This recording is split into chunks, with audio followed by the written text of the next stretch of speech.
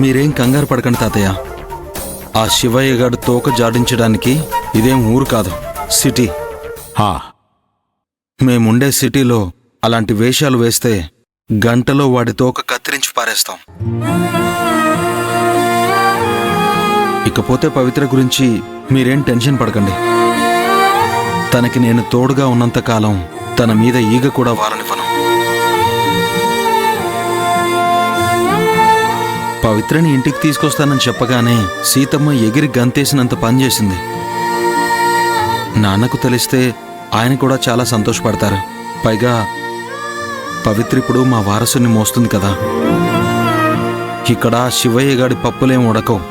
పవిత్రకి మేమంతా అండగా ఉన్నాం. మీరేం టెన్షన్ పడకండి. ఇదిగో ఒకసారి పవితో కూడా మాట్లాడండి. పవి.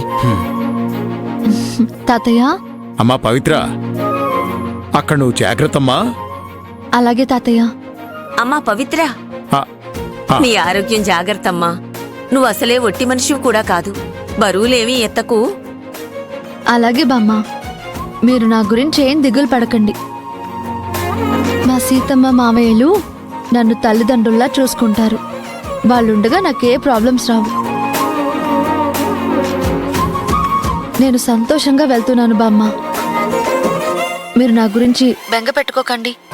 అబ్బా, ఇప్పుడు మీ బామ్మ మనసు కుదుట పడిందమ్మా. సరేనమ్మా, పొద్దుపోయింది. తొందరగా ఇంటికెళ్ళి రేపు పొద్దునే ఫోన్ చేయి. అలాగే తాతయ్య. సరే.